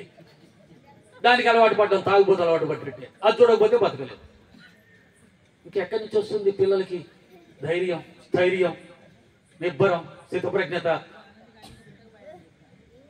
ఆకాశం విరిగి మీద పడ్డా గాని, భూమి కంపించినా గాని, చీలిపోయినా గాని చెలించకుండా ఉండే స్థైర్య ధైర్యాలు మన సనాతన ధర్మంలో ఎంతమంది పాటించారు, ఆచరించి చూపించారు. వారి కథలు చెప్పాలి చిన్నప్పటి నుంచి. ఆ దిశగా మనం అడుగులు వేద్దాం. అమ్మమ్మలు అయిపోయాం, ఇంకేం చెప్తాం అనుకోవద్దు, మన వాళ్ళకి చెప్పండి, పర్వాలేదు. ఇక ఇవి మానవత్వ లక్షణాలు: స్థితప్రజ్ఞత, సమభావం, నిరహంకారం, ప్రేమ, శాంతం, సహనం, క్షమ, ఉత్తమ గుణాలు, దైవీ లక్షణాలు ఇవి. ఈ గుణాలు ఎవరు ఆచరిస్తే వారు దైవంతో సమానంగా పూజింపబడతారు. మనం పూజించే దేవతలందరూ ఈ గుణాలు ఉండబట్టే పూజిస్తున్నాం. మనం ఆచరిస్తే మనం కూడా ఆ దైవ స్వరూపాలుగా మారగలం.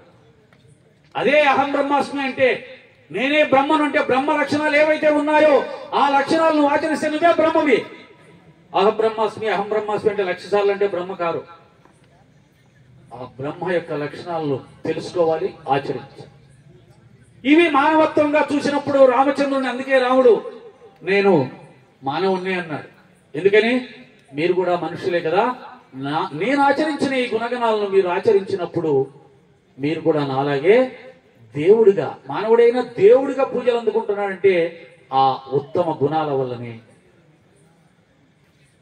మానవత్వం కోణలు. ఇక నేను చెప్పాలనుకుంటే అసలు టాపిక్ ఏంటంటే మన రామచంద్రుడు సాకార పరబ్రహ్మ. రామచంద్రుడు సాకార పరబ్రహ్మ అంటే ఈ భూమి మీద అవతరించినటువంటి అవతారాలలో ఒక్క రాముడు మాత్రమే శుద్ధ బ్రహ్మ, పరాత్పర రామ. సాక్షాత్తు ఆ పరబ్రహ్మమే ఒక ఆకారం ధరిస్తే ఎలా ఉంటుందయ్యా అంటే అది అచ్చంగా రామభద్రులా ఉంటుంది. రాముడు దేవుడు ఎలా చెప్తున్నారు? రాముడిని మానవుడు అంటున్నాం కదా, శాస్త్రాలు పురాణాలు కూడా ఆయన మానవుడని అంటున్నారు కదా. అంటే నాకు కొన్ని ఆయనలో కనిపించిన ఆ పరబ్రహ్మ లక్షణాలు ఉన్నాయి, వాటిని మీకు ఇప్పుడు చెప్పే ప్రయత్నం చేస్తా. అహల్య శాప విమోచనం చూడండి. అప్పుడు రామచంద్రుడి వయసు 16 సంవత్సరాలు ఎంతో, ఇంకా పెళ్లి కూడా కాలేదు, వివాహం కాలేదు. ఆయన యొక్క పాద ధూళి సోకి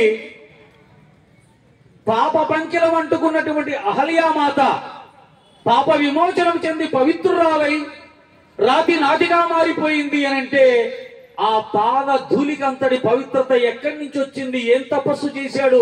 ఏమి ధర్మాచరణ చేశాడు? 16 సంవత్సరాలే కదా. కాబట్టి ఆయనలో ఆ పరబ్రహ్మ తత్వం ఉంది కాబట్టే, ఆ పరమాత్మ స్వరూపుడు కాబట్టే, ఆయన గంగా యమునలు జన్మించిన పరమ పావనమైన పాదం కాబట్టే ఆ పాద ధూళికి అంతటి శక్తి వచ్చింది. కాబట్టి ఈ సమయంలో ఆయన పరబ్రహ్మగానే భాసిల్లుతాడు. శివధనుర్భంగం నాకు చాలా ఇష్టం. సీతారాముల కళ్యాణం అయింది. శివధనుర్భంగానికి ముందు సీతమ్మ తల్లి ఆ యొక్క శివ ధనస్సును, అది ఎంత గొప్ప ధనస్సు అయ్యా అంటే నేను చదివిన దాంట్లో ఆశ్చర్యం వేసింది నాకు. 5,000 మంది మహాబలాఢ్యులు అంటే బాడీ బిల్డర్స్ 5,000 మంది ఆ శివధనస్సు ఉంచినటువంటి ఆ రథాన్ని పట్టి లాగితే అప్పుడు కదులుతుందంట. 5,000 మంది బాడీ బిల్డర్స్. అటువంటి శివధనస్సును సీతమ్మ తల్లి చిన్నప్పుడు బంతి ఆట ఆడుతూ ఆడుతూ ఆ బంతి ఆ రథం కింద ఉంటే వచ్చి ఇలా చూస్తే నిలిపి, అది సీతమ్మ తల్లి యొక్క శక్తి. ఎవరామె? శక్తి స్వరూపిణి, ఆదిశక్తి, ఆదిపరాశక్తి, శ్రీమన్ మహాలక్ష్మీదేవి.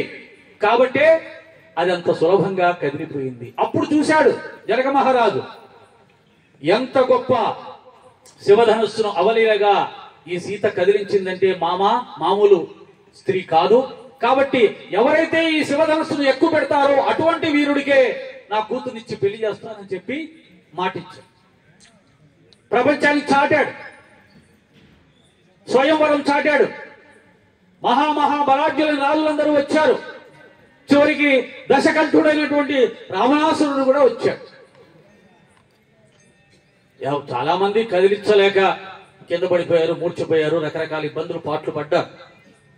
చివరికి కైలాస పర్వతాన్ని తన యొక్క శిరస్సులతో పైకి ఎత్తినటువంటి మహాబలాఢ్యుడు దశకంఠుడు రావణాసురుడు వచ్చాడు. ఒక వేలుతో ట్రై చేద్దాం అనుకున్నాడు, ఒక చెయ్యితో ట్రై చేద్దాం అనుకున్నాడు, 2 చేతులతో చూశాడు, వల్ల కాలేదు. చివరికి సర్వశక్తులు వడ్డీ లేపాడు, మీదేసుకుని పడిపోయాడు. అప్పుడు రామభద్రుడు తన గురువు గారి యొక్క కనుసైగను గ్రహించి, విశ్వామిత్రుడు కనుసైగ చేశాడు, నాయనా నువ్వు వెళ్ళు అన్నాడు. వెళ్ళి గురువుకు పాదాభివందనం చేశాడు, గురువు అనుగ్రహం పొందాడు. ఆ తర్వాత శివధనస్సుకు నమస్కారం పెట్టాడు, అంటే శివుడికి నమస్కారం పెట్టాడు. శివధనస్సు చుట్టూ 3 ప్రదక్షిణలు చేశాడు. ఆ తర్వాత అవలీలగా దాన్ని ఎత్తి విరిచేశాడు. ఇక్కడ మనకేం కనిపిస్తుంది? గురువుకి ఇవ్వాల్సిన గౌరవం ఇచ్చాడు, గురువు అనుగ్రహాన్ని ప్రార్థించాడు. గురువు అనుగ్రహం ఏదైనా ఎంత గొప్ప ఘనకార్యమైనా సాధించవచ్చు అని రాముడికి తెలుసు. అలాగే శివుడికి నమస్కారం పెట్టాడు, శివధనుస్సుకు ప్రదక్షిణ చేశాడు. అంటే పరబ్రహ్మ అయినా కానీ ఆచరించాల్సిన మర్యాదలు ఏవైతే ఉన్నాయో, సంప్రదాయాలు ఏవైతే ఉన్నాయో వాటిని ఒక మానవుడిగానే ఆచరించాడు. ఆ దైవానుగ్రహం, గురు అనుగ్రహం సంపాదించుకుని అవలీలగా దాన్ని విడిచివేశాడు. ఇక్కడ ఆయన ఆచరించిన ధర్మాచరణ, సంప్రదాయం, భక్తి ఇవి ఆయనకు ఆ శక్తిని ప్రసాదించాయని చెప్పొచ్చు. శివుడు ఆశీర్వదించాడు, నాకు నమస్కారం పెట్టావు, నన్ను రావణ బ్రహ్మలాగా రెక్లెస్ చేయలా, కేర్లెస్ చేయలా, కాబట్టి ఆశీర్వదించాడు అనుకుందాం. ఇదే సందర్భంలో వివాహం అయిన తర్వాత 21 మార్లు భూమండలంలో ఉన్న క్షత్రియులందరినీ సంహరించినటువంటి మహాబల పరాక్రమశాలి భార్గవరాముడు అత్యంత క్రోధంతో వచ్చాడు. రాముడట శివధనుర్భంగం చేశాడట. ఈ భూమండలంలో ఉంటే ఒకే ఒక రాముడు ఉండాలి, ఉంటే భార్గవరాముడు లేదా సీతారాముడు అనే కోపంతో వచ్చాడు. రాముడిని సంహరించడానికి ప్రయత్నం చేశాడు. తులసి రామాయణంలో చాలా బాగుంటుంది ఈ సన్నివేశంలో. రాముడిని చాలా చులకనగా చూసి మాట్లాడుతూ ఉంటాడు భార్గవరాముడు. పక్కన లక్ష్మణుడి కోపం వస్తూ ఉంటుంది. రాముడు మానవుడిగా వ్యవహరించాలని మానవుడిగానే వ్యవహరిస్తున్నాడు శ్రీమన్నారాయణ అయినా కానీ, పక్కన లక్ష్మణుడిలో మాత్రం ఆదిశేష అంశ కాబట్టి కోపాన్ని కంట్రోల్ చేయడం కష్టం, శాంతాన్ని కంట్రోల్ చేసేది ఉండదు. కాబట్టి ఆదిశేషు అంటేనే ముసలు కొడుతూ ఉంటాడు. కాబట్టి శ్రీమన్నారాయణుడు రామచంద్రుడు రాముణ్ణి చులకరగా అంటుంటే తట్టుకోలేక మాటి మాటికి ప్రాణం తీస్తూ ఉంటాడు. రాముడు శాంతపరుస్తూ ఉంటాడు.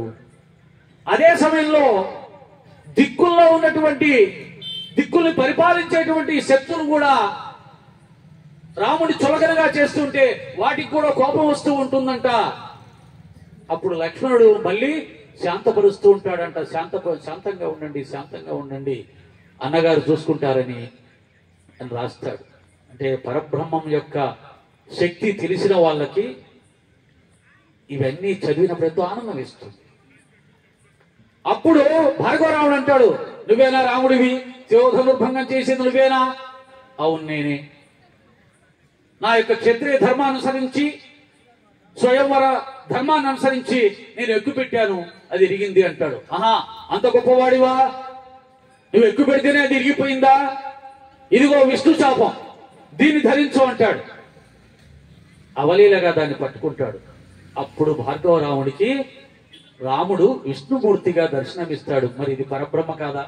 పరబ్రహ్మ లక్షణం కనపడలేదా? పరబ్రహ్మ కాకపోతే విష్ణు శాపాన్ని ఎత్తగలడా? కాబట్టి ఇక్కడ కూడా ఆయనలో ఉన్నటువంటి పరమాత్మ లక్షణం మనకు దర్శనమిస్తుంది. ఇక శబరిమాత కొన్ని వేల సంవత్సరాలు తపస్సు చేసి మోక్షానికి సంపూర్ణమైన అర్హత సంపాదించి మోక్షం పొందాలనుకున్న దశలో రామభద్రుడిగా పరమాత్మ భూమి మీద అవతరిస్తాడట. ఆ రాముణ్ణి చూడకుండా శరీరం వదిలిపెడితే అదే మోక్షం. ఆ మోక్షం ఎందుకు? దానికి సుఖమే ఉంటుంది, సంతోషమే ఉంటుంది, ఆనందమే ఉంటుంది. ఆ పరబ్రహ్మ సాకార రూపాన్ని చూడడానికి నేను ఈ శరీరాన్ని నిలుపుకుంటాను అని నిలబెట్టుకుంది. ఎప్పుడైతే రామదర్శనం చేసుకుందో, ఆ రాముడికి ఆ పళ్లను తినిపించిందో, ఆ తల్లి తృప్తి చెంది తన శరీరాన్ని అగ్నికి ఆహుతి చేసుకొని వైకుంఠానికి వెళ్ళిపోయిందట. మరి ఇక్కడ రామచంద్రమూర్తి సాక్షాత్ పరబ్రహ్మ కాకపోతే ఆ శబరిమాత మోక్షాన్ని కూడా వద్దని రామదర్శనం కోసం వేచి ఉంటుందా? అంతేకాదు, రాముడి యొక్క అవతారంలో మరొక రహస్యం చెప్పి నేను ముగిస్తాను. రాముడు రావణ బ్రహ్మను సంహరించడానికి, దుష్ట శిక్షణ, శిష్ట సంరక్షణ చేయడానికి మాత్రమే భూమి మీద అవతరించలేదండి. త్రేతాయుగంలో ఎంతో మంది మహర్షులు, మునులు వేల సంవత్సరాలుగా పరబ్రహ్మ సాక్షాత్కారం కోసం తపస్సు చేసిన వాళ్ళు ఉన్నారు. మోక్షాన్ని పొందడానికి సంపూర్ణమైన అర్హత పొందిన వాళ్ళు ఉన్నారు. వారందరికీ కూడా ఆ శ్రీమన్నారాయణుడు భూమి మీద రాముడిగా అవతరిస్తున్నాడని తెలిసింది. అటువంటి సాకార పరబ్రహ్మను చూడకపోతే ఈ యొక్క నేత్రాలకు విలువేముంది, ఈ మానవ జన్మకు విలువేముంది, అసలు మోక్షానికే విలువేముంది అని చెప్పి వాళ్ళందరూ రాముడి యొక్క దర్శనం కోసం శరీరాన్ని నిలబెట్టుకున్నారు. ఎప్పుడైతే రామభద్రుడు అరణ్యవాసం రావడానికి కూడా కారణం ఏంటంటే అయ్యా, రావణ బ్రహ్మను చంపడం ఒక్కటే కాదు, ఈ అరణ్యవాసం చేసేటప్పుడు ఆ అరణ్యంలో వేలాది మంది మునులు తపస్సులు చేస్తూ వేల సంవత్సరాలుగా తపస్సులు చేస్తూ ఆ రాముని రాక కోసం చూస్తూ ఉన్నారట భరద్వాజ మహాముని లాంటి వాళ్ళు. జమదగ్ని వెళ్ళిపోయాడు. జమదగ్ని భార్గవరాముడి యొక్క తండ్రి.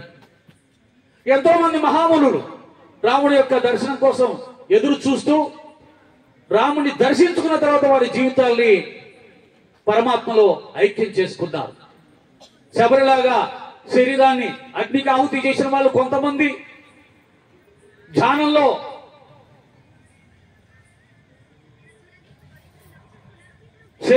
ఈ యొక్క ఆత్మను శరీరం నుంచి ఛేదించుకుని పరమాత్మను ఐక్యం చేసిన వాళ్ళు కొంతమంది, రాముని యొక్క సౌందర్యం గురించి చెప్తూ ఉంటే ఎంత ఆశ్చర్యమో. ఆ దృశ్యాలు సాయినాథుల వారి ఆ శిరుడిలో కూడా కనిపిస్తాయి మనకి. రామచంద్రుడు వస్తూ ఉంటే మనుషులు మాత్రమే కాదు, జంతువులు, పక్షులు, క్రిమికీటకాదులు కూడా సమస్తం కూడా ఒళ్ళంతా కళ్ళు చేసుకొని ఆయన్ని చూస్తూ నిలబడిపోయేవట. అంతటి సౌందర్య స్వరూపుడు రాముడు. కాబట్టి ఆనందం బ్రహ్మస్వరూపం ఆనందం, ఆనందాన్ని ప్రసాదించేది. ఆనందం అందంలోంచి వస్తుంది, అందం శుభ్రతలో నుంచి వస్తుంది. మానవుడి యొక్క అందం పరమాత్మ ఇస్తే వస్తుంది. కాబట్టి ఆనందం బ్రహ్మ అని చెప్పింది వేదం. బ్రహ్మం యొక్క లక్షణం ఏమిటయ్యా అంటే, ఎవరైతే ఆ బ్రహ్మను ఉపాసన చేస్తారో, ఆరాధిస్తారో, ధ్యానిస్తారో, ప్రేమిస్తారో, పూజిస్తారో వారికి ఆనందం కలుగుతుంది. కనుక నాకు తెలిసినంత వరకు భగవంతుని కోరికలు కోరడానికి ఎంచుకున్నంత వరకు నీకు దేవుడు అంటే అర్థం కాడు. దేవుడికి ఆ భక్తి మార్గంలో నువ్వు శాశ్వతంగా నిలబడలేవు. నువ్వు అనుకున్నవి జరిగితే నువ్వు భక్తుడిగా ఉంటావు, జరగకపోతే ఆయన వదిలేసి ఇంకోటి దగ్గరికి వెళ్ళిపోతావు. కానీ ఎవరైతే భగవత్ స్వరూపం అనేది, ఆనంద స్వరూపం, ఆయన ఆరాధించడం అనేది, ప్రేమించడం అనేది, ధ్యానించడం అనేది నా ఆనందం కోసం చేస్తున్నాను, నిజమైన ఆనందం ఆయన దగ్గరే ఉంది అని ఎవరైతే దాన్ని భావించి సాధించి అనుభూతి చెందుతారో, భగవంతుడి దగ్గర నుంచి ఆనంద రసాన్ని ఆస్వాదిస్తూ ఉంటారో వారికి ఈ ప్రపంచంలో దేన్ని కోరకుండా భగవంతుడి భక్తులుగా, పిచ్చి వాళ్ళుగా తయారవుతారు. ఇది భక్తిలో ఉన్న రహస్యం. కాబట్టే కదా ఆంజనేయ స్వామి నవమ బ్రహ్మ పదవి ఇచ్చినా సరే, నాకెందుకయ్యా ఈ నవమ బ్రహ్మ పదవి, రామనామాన్ని మించింది ఏముంది. సీతమ్మ తల్లి స్వయంగా వజ్రహారం ఇస్తే, మణిహారం ఇస్తే దాన్ని నోటితో పెకిలించి అన్ని తీసి చెవుకడ పెట్టుకొని చూసి ఎక్కడా రామనామం వినిపించట్లేదు, నాకెందుకమ్మా అని పడేశాడు. మరి భగవంతుని అలా ప్రేమించాలి, అంతగా ప్రేమించాలి. కాబట్టి ఈ సత్సంగం ద్వారా మనం రేపటి నుంచి భగవంతుని కోసం కొంత సమయాన్ని, అసలు ఇవ్వని వాళ్ళు కొంత ఇస్తున్న వాళ్ళు మరికొంత ఇచ్చేవాళ్ళు ఇంకా కొంత కేటాయిస్తూ సద్గ్రంథ పఠనం ద్వారా గాని, ఆ పరమాత్మ సంకీర్తనలు చేయగలిగిన వాళ్ళు చేయడం ద్వారా గాని, పరమాత్మను ధ్యానించే వాళ్ళు ధ్యానించడం ద్వారా గాని,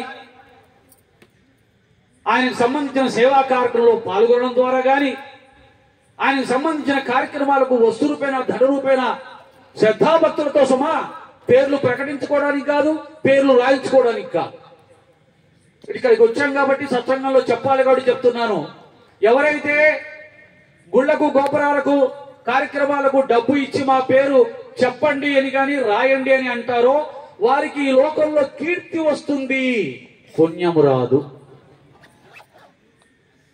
పుణ్యం రావాలంటే డబ్బులు ఇవ్వండి, గుప్తదానాలు చేయండి, కానీ పేర్లు ప్రకటించుకోవద్దు, రాయించుకోవద్దు. దానివల్ల పుణ్యం వస్తుంది. ఆ పుణ్యం మన పాపకర్మలను తొలగిస్తుంది, మనను రక్షిస్తుంది. డబ్బులు ఇచ్చిన కాడి నుంచి పేరు రాశావా, పేరు చెప్పావా, వాడు అంతిస్తే వాడి పేరు ముందు చెప్పావు, నేను ఎక్కువ ఇస్తే నా పేరు తర్వాత చెప్పావు, ఇంకా రాయలేదేంటి, ఇంకా పెద్ద అక్షరాలు రాయాలి కదా, మా ఇంటి పేరు రాయలేదే, గోత్రం రాయలేదే. ఈ గోళలతో ఇచ్చేది ఏది దానం కాదు, దానివల్ల ఏమీ రాదు. కేవలం కీర్తి. ఏం కీర్తి? నలుగురు వింటారు, పలానా ఆయన ఇంత ఇచ్చాడంట, అక్కడితో నీ పుణ్యం నాస్తి. ఇది కూడా తెలియచెప్తూ ఈ మహా అవకాశాన్ని ప్రసాదించిన మీ అందరికీ ధన్యవాదాలు తెలియచేస్తూ, శ్రీరాఘవం దశరథాత్మజమప్రమేయం సీతాపతిం రఘుకులాన్వయరత్నదీపం ఆజానుబాహుం అరవిందదలాయతాక్షం రామో నిశాచర వినాశకరో నమామి.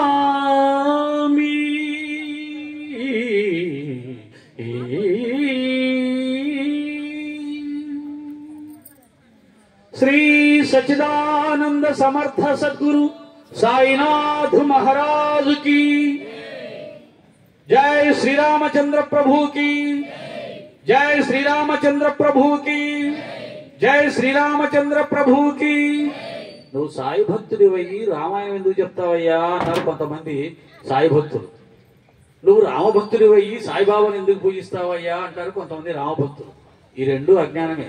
రాముడు వేరు కాదు, సద్గురు సాయిబాబా వేరు కాదు. కాబట్టే సాయిబాబా వారి అనుగ్రహం వల్ల వారిని ఎంతగా ప్రేమిస్తామో రామచంద్రుని కూడా అంతగానే ప్రేమిస్తామని నిరూపించడానికే ఈ సత్సంగాన్ని ఎంచుకున్నాం.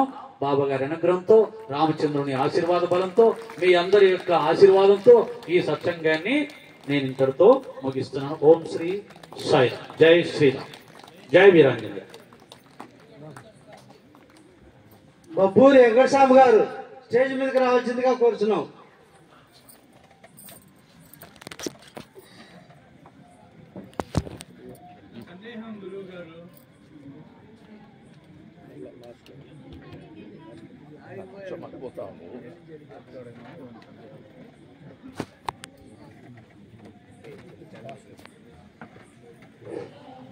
సందేహాలు ఆయన సత్యం కూడా అయ్యాక అడగండి. సందేహాలు ఎవరికైనా ఉంటే దాని గురించి కూడా మాట్లాడండి. సరే.